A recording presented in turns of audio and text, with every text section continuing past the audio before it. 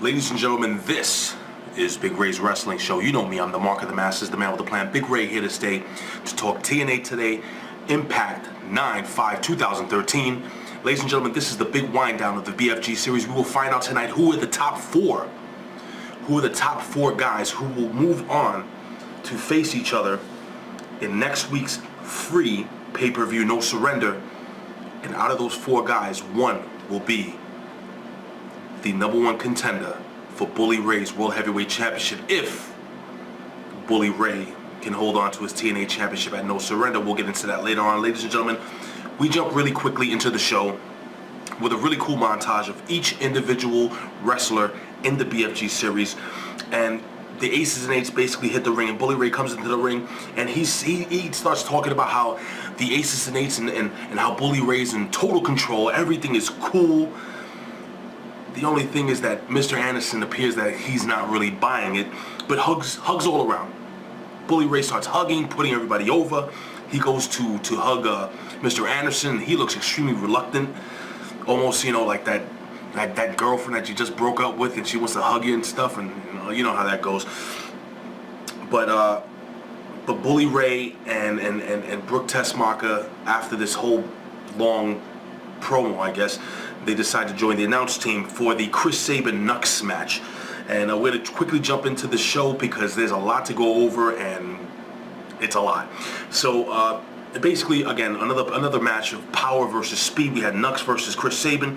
Chris Sabin, towards the end of the match, was in full control of the match, and Bully Ray is able to pass the hammer into KNUX. Now, both KNUX and Chris Sabin dive for the hammer. Chris Sabin grabbing the hammer, hitting KNUX over the head, and disqualifying himself. So he is actually knocked himself out of the match. He gets DQ'd. KNUX gets the win. A win for the Aces and Eights. We move on, and Mickie James comes into the ring, and Mickie James, looking as hot as that young lady looks, she comes into the ring and she cuts a pretty decent promo. They're in Cleveland, Ohio. She starts putting over the Rock and Roll Hall of Fame, and she starts talking about how she wanted to have a great performance, and she mentioned how she hired smoking monkeys, literally smoking monkeys and dancing midgets, which sounds cool. I mean, that's my opinion. I'd like to know what you guys think. But while she's cutting this actually really good promo, ODB comes into the ring. She interrupts her, and during this time, ODB doesn't want to hear. Apparently, Mickie James is backing up her homegirl, her friend Miley Cyrus, and ODB doesn't want to hear any of that garbage. And ODB basically states, in plain English, that she's going to take that Knockouts title. They get into a brawl. They beat the hell out of each other. ODB able to pull the top off of Mickie James, only exposing, unfortunately, a sports bra. We don't see any more than that, but Mickie James goes running away. Now, we jump into this gauntlet match. Now, I was going to break down every single elimination of the gauntlet match, and I got to be honest with you, it's too much to go over. So we're going to quickly jump into the final four now. I'll give you, we had Jay Bradley, Hernandez, Joseph Park, Mr. Anderson, Samoa Joe, Kaz Daniels, Jeff Hardy, Austin Aries, Magnus. All these guys are in the match, and it was actually a really, really good match. We have the final four. The final four was AJ Styles, Austin Aries, ROODE, and Daniels. AJ basically eliminated Austin Aries. Bobby Roode basically eliminated himself going after AJ Styles, getting thrown over the top rope. And it was Daniels and AJ Styles. AJ Styles able to hit one of my favorite non-finishing moves. I mean that Pele kick is on the money. Hits the Pele kick, gets a full head of steam, clothesline Daniels, knocks him out of the top or over the top rope. So AJ Styles, ladies and gentlemen, gets 20 big points and moves to the top of the leaderboard. So basically, guys, right over here, I'm going to post up the final four. And we have AJ Styles with 49 points, Magnus with 39 points, Austin Aries with 35 points, and Bobby Roode gets in there. So his little faction actually pays off. He gets in the top four. Excuse me. Backstage now, we have Bully Ray, and Bully Ray is basically trashing Mr. Anderson. He gets in Mr. Anderson's face, and I'm not going to go word for word, but he basically tells Mr. Anderson that he's a huge disappointment. And Bully Ray is, he's making a huge mistake you know, you got to remember, Mr. Anderson is a former TNA World Heavyweight Champion. Mr. Anderson is the Vice President, but he does have a lot of pull with the aces and eights. So Bully Ray's character is basically demeaning and actually kind of not appreciating what he has in Mr. Anderson. Mr. Anderson, I think, is more or less fed up with that. We move on to a tag team match between Gunner, James Storm, the tag team champions, against Biscoff and Briscoe. And again, I'm gonna make this opinion really quickly. I would like to know what you guys think. Leave your opinion here at OneWrestling.com, YouTube.com/OneWrestling video. What happened to James Storm? I mean, you know, man, I mean, is it just me or James Storm is kind of falling off the map? I know he's the tag team champ with Gunner. My opinion is I don't think they're not bringing anything to the tag team division. I think over the course of next year, I really strongly believe that James Storm and Gunner will separate and they will go their own separate ways. And I think they need to put those tag team championships on someone else right now. Again, in my opinion, I would like to know what you guys think. And I am not a fan of Briscoe and Biscoff. I know by me putting down Biscoff, I'll probably never get a job at TNA Wrestling, but the fact is, they're not very good. But anyway, let's jump into the match. And we have Briscoe. And Briscoe, towards the end of the match, tries to bring the tag team championship belt into the ring. And basically, he used that to distract the referee while Biscoff pulled a chain out of his jeans or trunks, well, to his jeans, and he hits Gunner behind the head, knocking him out. And they get the 1, 2, 3.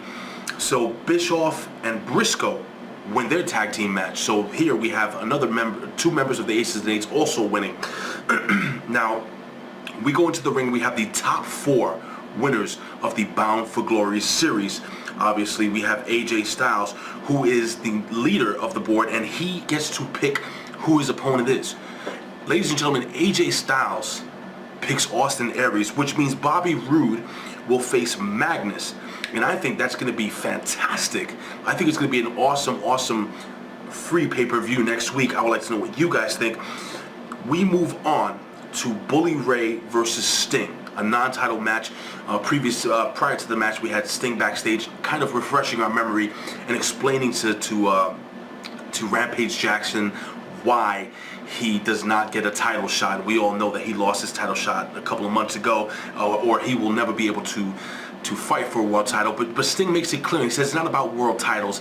I've done everything in the business. It's about basically taking out this group, the Aces and Eights.